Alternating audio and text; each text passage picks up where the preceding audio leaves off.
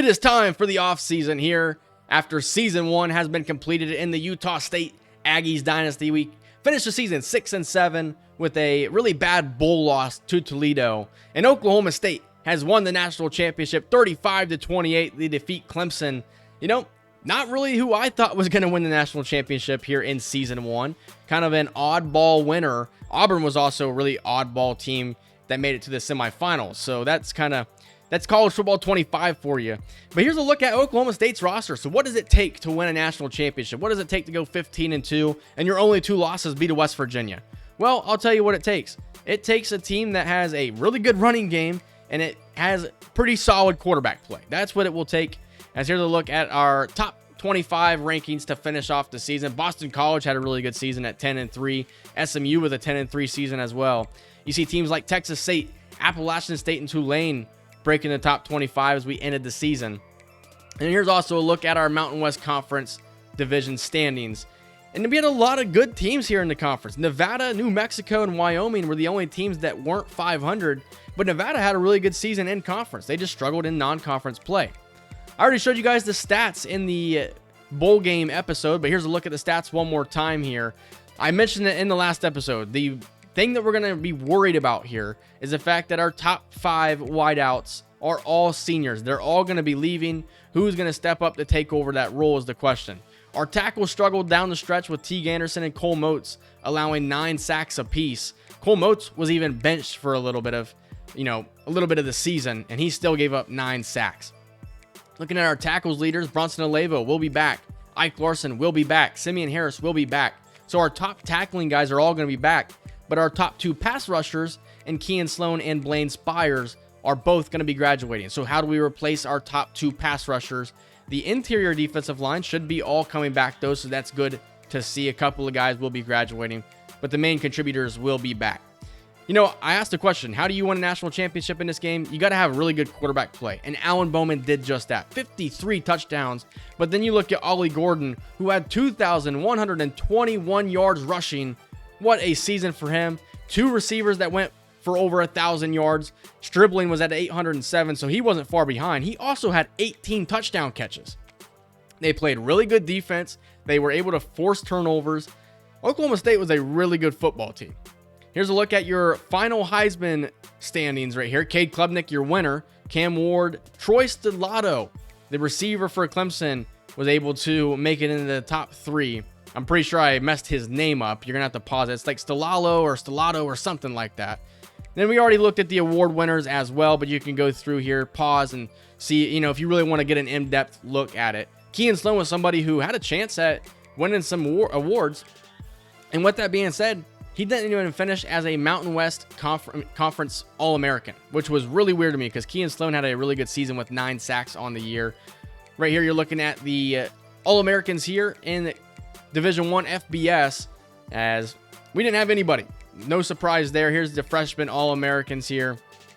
But I think that recruiting is going to be fun. The transfer portal will be fun. I'm excited to see how different we can have this team look as we head into season 2.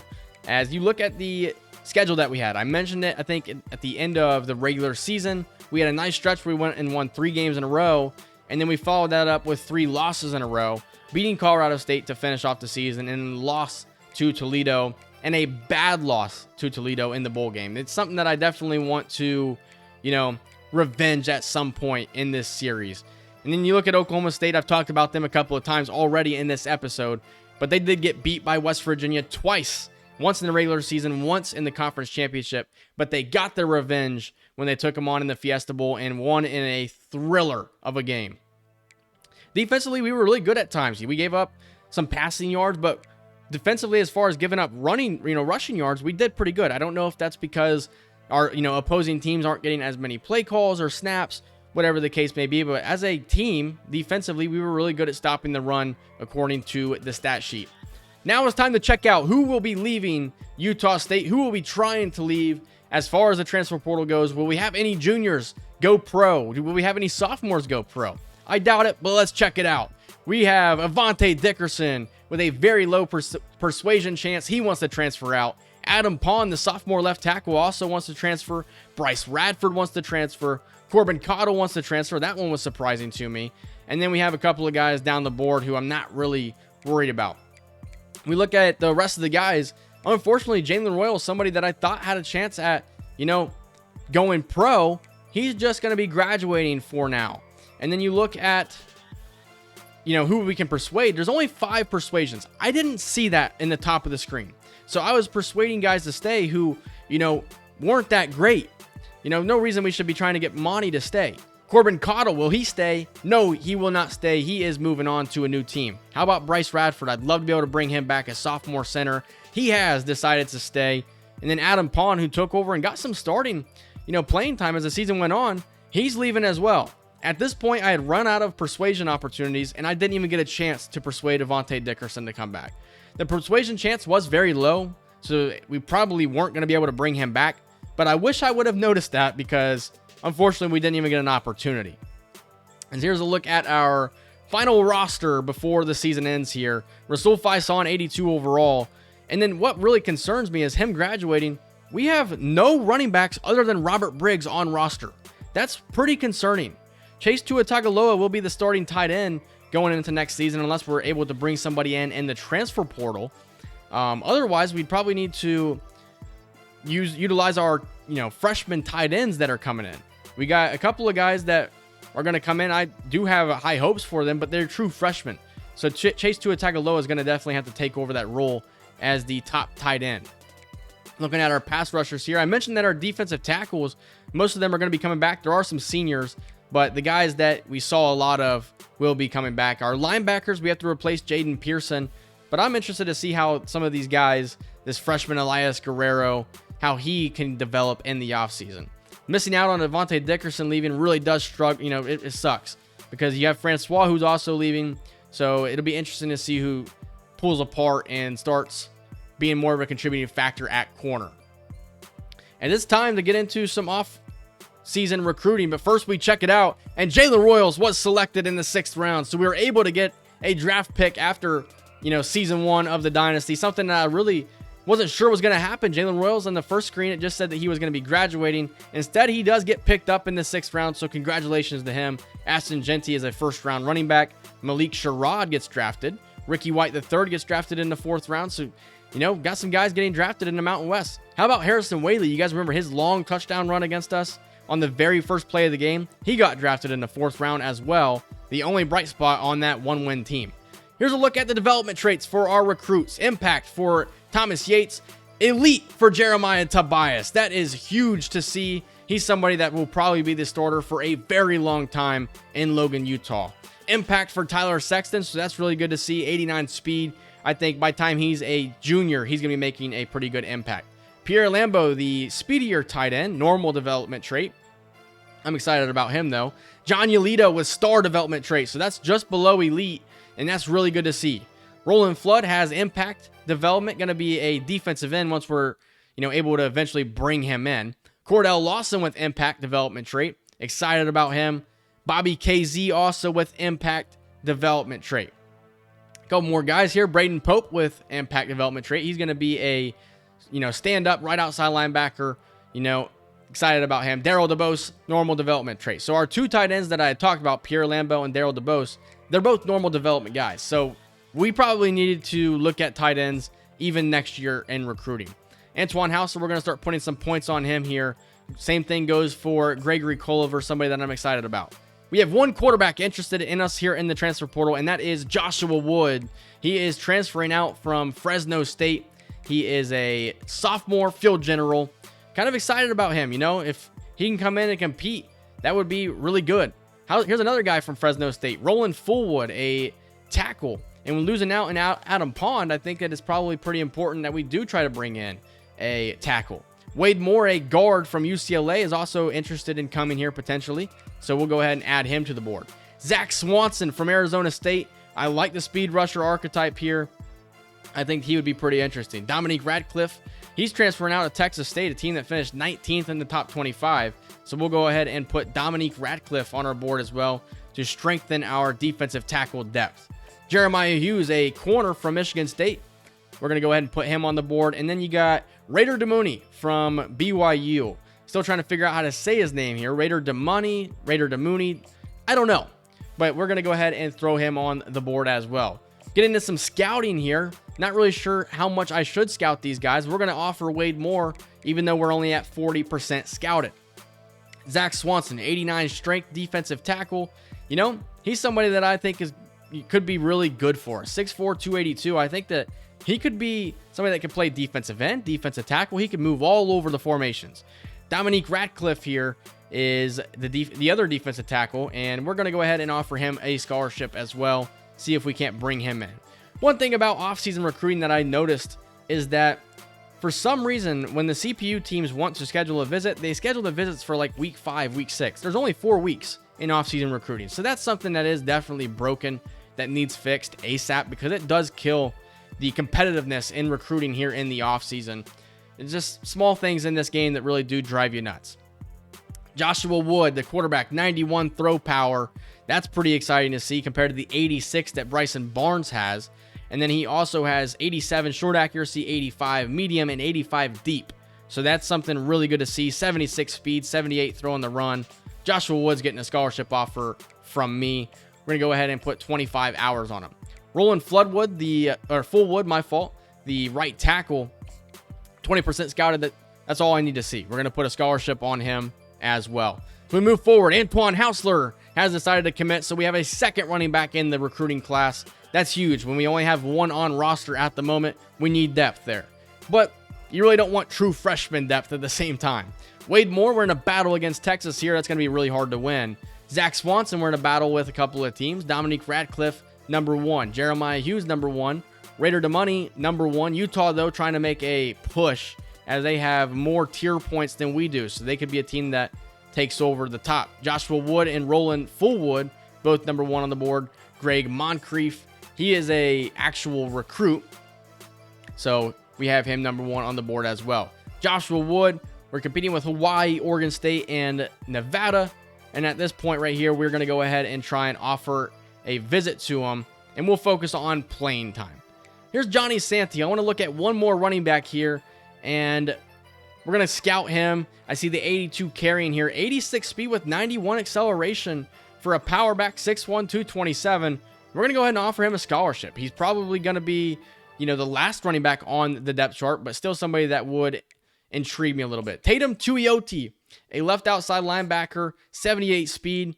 But the thing I liked about Tuioti is he's not a speed guy per se, but he's a run stopper. Good tackler, good block shedding, good play rec, all of that. Good pursuit. And how about Shelton Sampson, somebody that popped up on my board out of nowhere? He was a freshman last year at LSU, and I've seen everything I want to see with him. 6'4", 193. This guy looks like a game changer. I wish he could get development, in the off-season training. He won't, because for whatever reason, they don't, transfers don't get the development. But he's going to have a lot of time to develop, and I'm excited if we're able to bring him in. That would be really crucial because we need receivers. You saw that we're missing out on our top 5 guys because they're all graduating. Wade Moore, Texas has definitely taken the lead in this battle. It's going to be really hard to compete with the Texas Longhorns. Where do you want to play? Texas, or do you want to play at Utah State? That's kind of an easy question to answer. Zach Swanson and Ratcliffe were in a good position on. Raider DeMoney were in a good position on. Joshua Wood also in a good position. And then the same goes for Roland Fullwood, Greg Moncrief, Gregory Coliver, and everybody else that's on our board at the moment. Excited about Coliver. And then Eric Drake's another corner that I'm really excited about. Johnny Santee, though, we are not in the hunt for him. As he's nearing his top 8, we need to kind of probably put some more points onto him if we want to be able to bring him in. So we'll go ahead and put an additional 5 hours on him and see if that makes a difference. As we have not picked up a commitment again. So one more week to go, and we still haven't picked up any commitments other than running back Antoine Hausler. But we are number 1 on Shelton Sampson's board, and we've taken over the top spot when the Wade Moore battle. So that's making everything interesting here.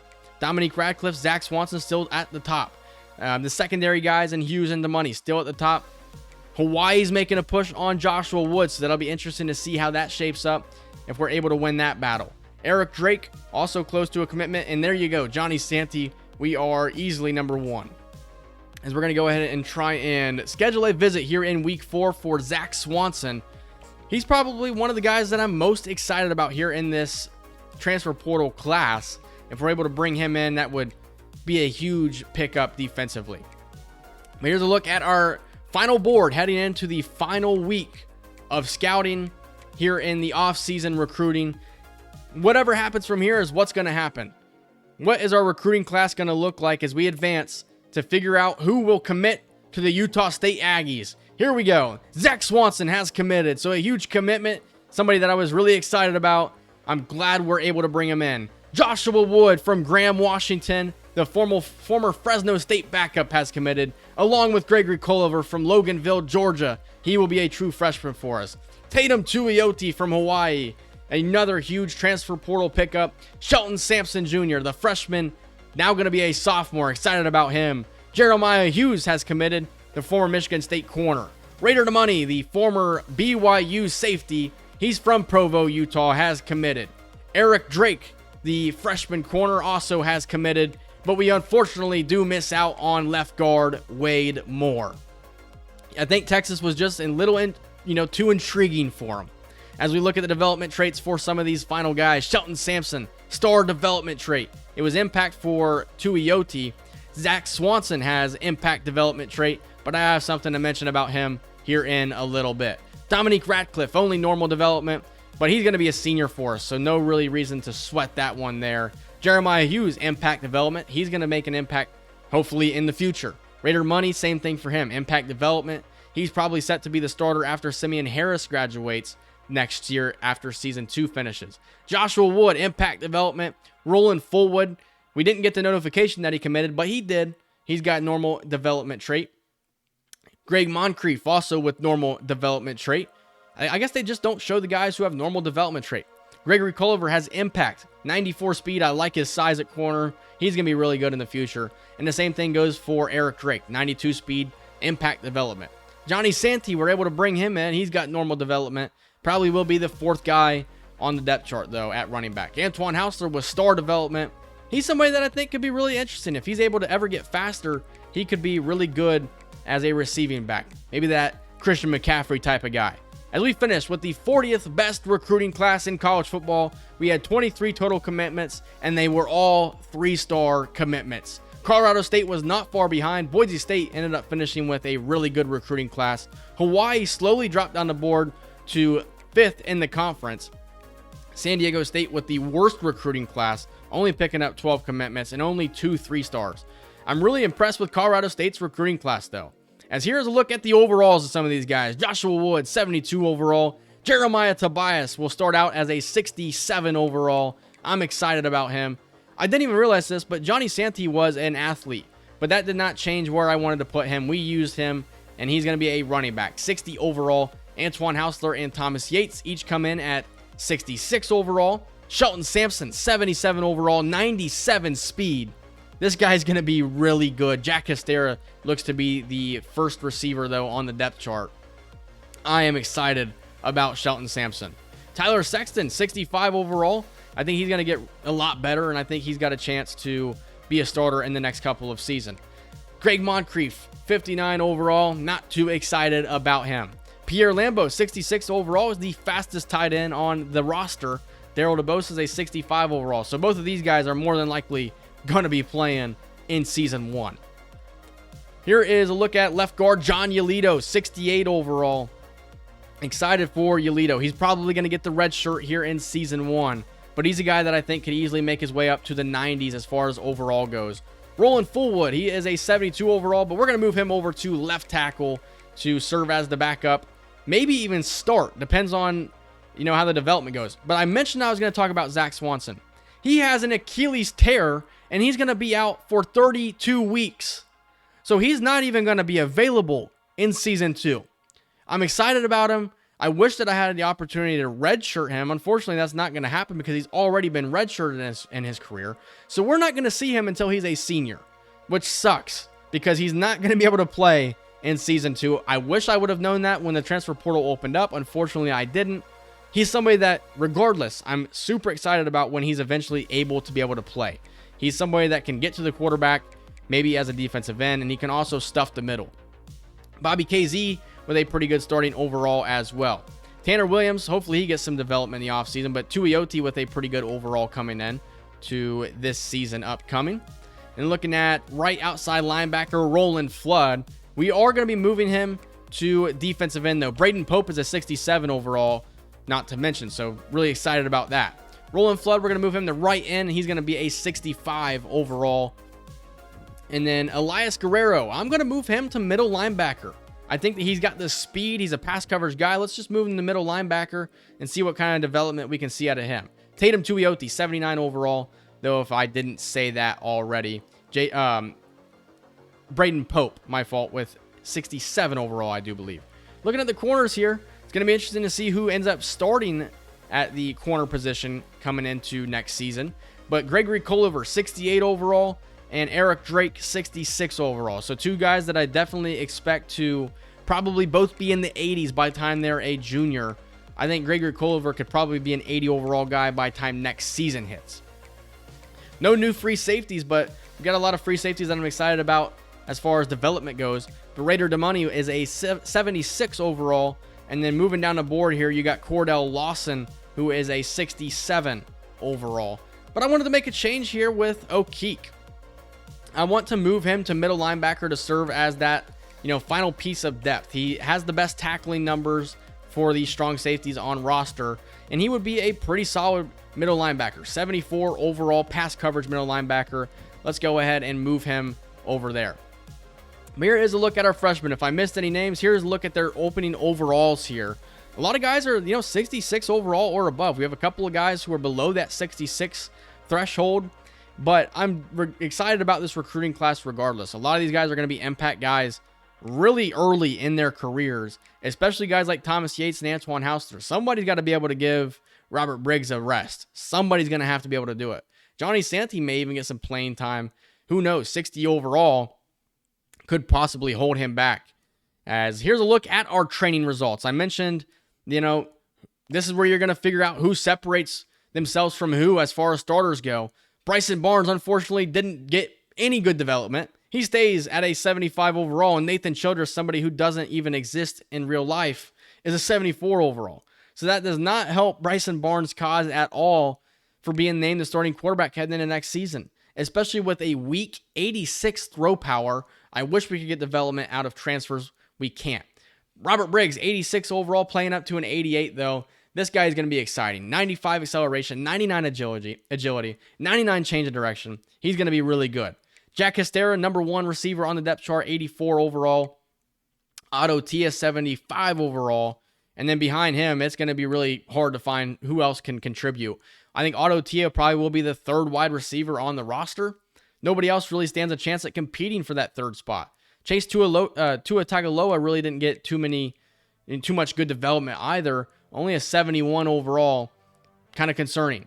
Trey Anderson, due to the fact that transfers don't develop, Trey Anderson's probably going to be the starting left tackle. Here's a pretty good development here. Tevao Madu Apuaka, 80 overall, competing for the starting spot against George Maley. So that's going to be an interesting battle as the offseason concludes. Same with this one right here. Miguel and Maui. They're really close to the same overall, but I think Miguel is probably going to be the starter. And then the right tackle position. George Stewart develops really well, and he's pretty much the same overall as Inoka Miguel, who played a lot of football last season for us. Who knows? George Stewart probably might start. As Marlon Dean has some competition from Carl Nesmith. So another interesting, battle that we're going to see in the offseason heading into, week one of the regular season. Looking at defensive tackles here, Tui Aki making pretty good development. He's up to a 76 overall. We have depth there. They're all sitting in the 70s. A lot of upperclassmen as well. Tanner Williams got really good development, though. 72 overall after being like a 50-something overall as a true freshman. So that's really good development. Same for Elias Guerrero. 75 overall. I'm pretty sure he's capped out, though, so he's probably not going to develop much more. But that is going to make for an interesting storyline. Here is Alford. He's a 76 overall. Corners also really didn't develop all that well. Graham is the highest rated corner, but he's going to be a slot guy for us. I'm not going to have him out there on the boundary. Ike Larson, easily your starting free safety. But Chase Davis and Kadion Sweat both developed pretty well in the training results. So I'm excited to see how those guys can perform in year 3. But Ike Larson, we have one more year for him, 89 overall. Simeon Harris, a 77 overall. And Terrell Taylor, his backup. Well, not anymore, because Raider Damani is actually the backup. We got no development at kicker, so our kicker is going to suck. So, we'll see how that plays out. We might have some instances where we're probably not going to kick the football. We're going to see now if we have to encourage any transfers. Our roster size is at 84 of 85 spots available. There's no reason to encourage anybody to transfer. We're going to keep this team moving forward. With 50 recruiting points here, with 50 coach points to spend, I'm going to be spending them all on recruiting. I want to make sure that we're able to, compete for some potential 4-stars in this upcoming recruiting class in season 2. And I'm looking for offensive linemen here. I'm looking for wide receivers, tight ends. I'm looking for just about anybody. I think we're probably pretty good at quarterback at the moment. Bringing in Jeremiah Tobias. I'd also like to bring in some defensive linemen in the future. So we're going to go ahead and put some points on that. And we've spent all 50 of our coach points on recruiting. Speaking of recruiting, we have a 4-star running back, Mike Lemonier, interested in coming to Logan, Utah. He's also a top 50 prospect in high school football. We have another 4-star, Alex Tuttle, a center.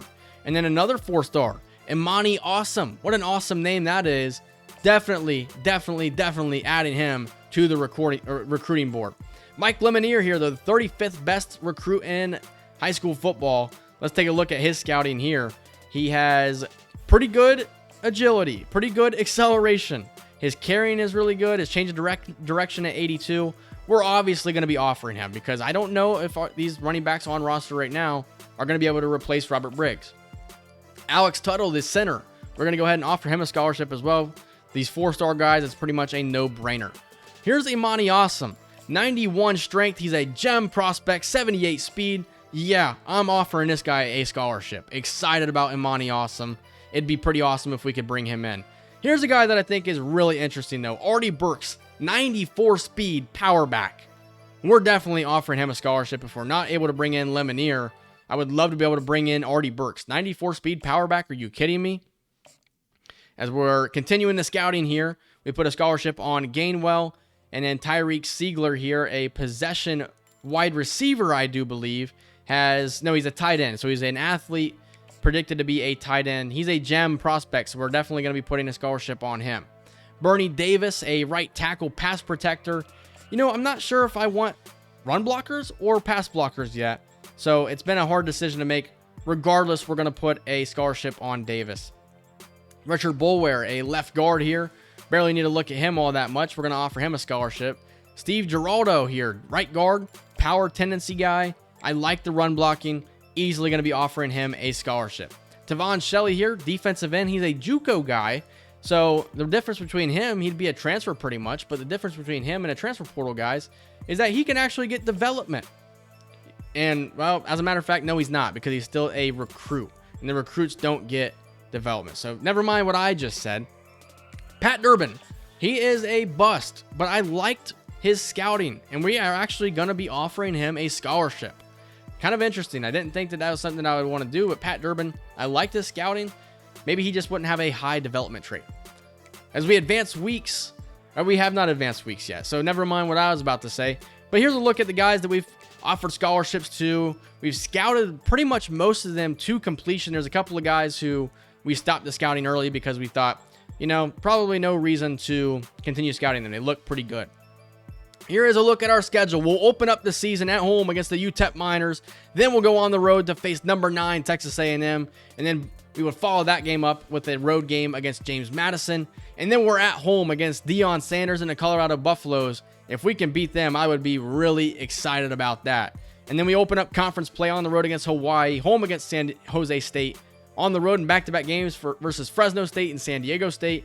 Then we're home against Air Force, back on the road against Wyoming, and we finished the season up with back-to-back home games versus UNLV and Boise State. So it's going to be a pretty challenging schedule when it's all said and done. If we can finish non-conference play up 2-2, I would be pretty pleased with that.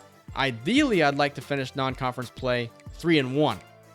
I don't think that it's going to be pretty hard to beat Texas A&M, but if we're going to upset any top-ranked team, it's going to be Texas A&M. They're pretty overrated. Looking at the preseason All-Americans here, we have none in the National, but when you look at the Mountain West, we have Robert Briggs at running back. I think he's due for a huge year here in Season 2. Ike Larson, also a preseason first-team All-American.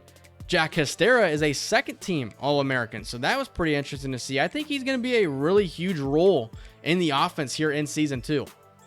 Tatum Tuioti is a second-team preseason All-American along with Devon Graham. Now we advance weeks, and Mike Lemonier, he has us number 1 on his board. We're going to be sending the house right away on Mike Lemonier. Alex Tuttle, we're number 1 on his board as well. Going up against our own rivals in Utah. He's a Boise, Idaho type of guy. As Imani Awesome, we are 5th on his board. It's going to be a pretty hard battle here, but it's going to be an awesome battle. No pun intended. As we look at the rest of the recruits that we weren't able to fully scout, we're going to offer Ty Coker, Andres Sosa, a strong safety recruit. He's a gem, and we're going to go ahead and offer him as well. Jason Sloman, another strong safety, zone guy, is also a gem. 86 speed is a little bit slow, but I do like what he brings to the table. We're also going to offer him a scholarship. Here's a look at the scouting at the end of this week right here. We have offered 16 scholarships at the moment. We have 22 guys that we're targeting. There's a couple of guys here that I probably need to take off the board because I'm probably not going to win that battle, or I'm just not really interested in them as a recruit. Might as well take some of them off, I guess. But Andres Sosa, I'm really excited about what he could bring to the table potentially. The 6th best strong safety in high school football. Here's a look at the Heisman frontrunners here before the season starts. Nicholas Singleton, Dylan Sampson, Jaden Ott, Quinn Ewers, and there was one other name there that I didn't catch. Robert Briggs, though, I'm excited about him as we look at the roster heading into Season 2. Jack Hestera, going to be wide receiver number 1, but Shelton Sampson definitely looks to make a huge impact. There's going to be a lot of battles on the offensive line as far as who starts. Bryce Radford probably the only lock, and along with Teague Anderson will probably be a lock as far as starters go. On the defensive line, there's going to be battles to see who can potentially start. With Zach Swanson's injury, that opens it up to all the other defensive tackles who can be, the second defensive tackle on this roster. As far as corners go, probably not as much of a battle there, but still, we're going to see some guys battle it out. And then as far as strong safety goes, going to be a pretty good battle moving forward there. As we are going to probably end this episode off here. But that's going to do it for this episode. I'm rambling. I hope you guys enjoyed it. If you did, leave a like, comment, subscribe, and I will see you guys in the next one. See ya.